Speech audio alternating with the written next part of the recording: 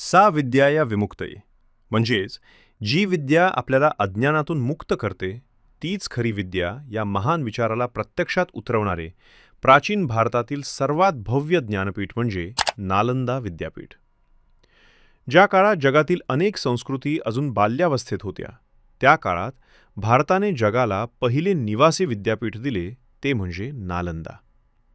आजच्या बिहार राज्यातील पाटण्याजवळ वसलेले हे विद्यापीठ केवळ शिक्षण संस्था नव्हते, तर ते भारतीय बुद्धिमत्तेचे, तत्त्वज्ञानाचे आणि वैज्ञानिक दृष्टिकोनाचे जागतिक केंद्र होते.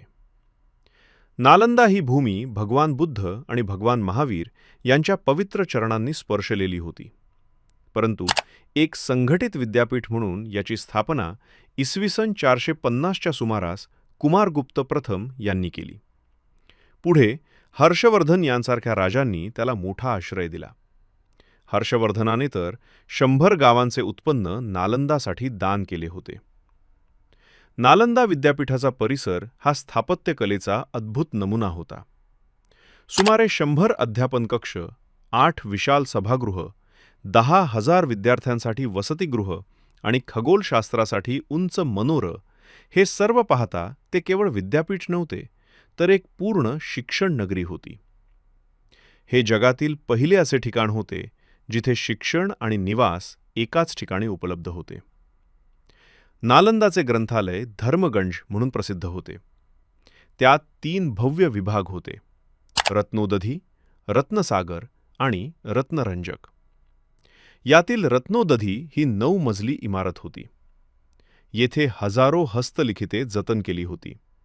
व्याकरण, आयुर्वेद, तर्कशास्त्र, धर्मशास्त्र अशा अनेक विषयांचा येथे सखोल अभ्यास होत असे. नालंदामध्ये प्रवेश मिळवणं अत्यंत कठीण होते. प्रवेशद्वारावर द्वारपंडित परीक्षा घेत असत आणि फक्त 20 ते 30% विद्यार्थीच उत्तीर्ण होत. येथे भारताबरोबरच चीन, जपान, कोरिया आणि तिबेट येथूनही विद्यार्थी येत असत. प्रसिद्ध चिनी प्रवासी ह्युएन त्संग आणि इत्सिंग यांनी येथे शिक्षण घेतले होते. येथे केवळ बौद्ध धर्म नव्हे, तर वेद, आयुर्वेद, ज्योतिष, तर्कशास्त्र आणि पाणिनी यांच्या व्याकरणाचा अभ्यासही केला जात असे. प्रमुख आचार्यांमध्ये शीलभद्र, धर्मपाल आणि शांतरक्षित यांचा समावेश होता. विद्यापीठात शिस्त आणि साधेपणा होता. पहाटे घंटेनंतर दिवसाची सुरुवात होत असे. त्यानंतर वादविवाद, ध्यान आणि अभ्यास. विशेष म्हणजे शिक्षण, निवास आणि भोजन पूर्णतः मोफत होते. परंतु इतिहासातील एक काळी कुट्ट घटना म्हणजे इसवी सन 1193 मधील नालंदा विद्यापीठाचा विध्वंस. बख्तियार खिलजी यांनी नालंदावर आक्रमण करून हजारो आचार्यांची हत्या केली आणि संपूर्ण विद्यापीठ जाळून टाकले.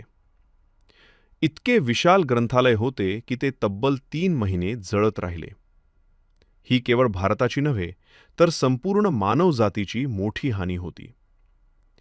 19व्या शतकात अलेक्झांडर कनिंगहॅम यांनी नालंदाचे अवशेष शोधून काढले. आज हे ठिकाण युनेस्कोच्या जागतिक वारसा स्थळांमध्ये समाविष्ट आहे. तसेच 2014 मध्ये भारत सरकारने पुन्हा नालंदा आंतरराष्ट्रीय विद्यापीठ सुरू केले.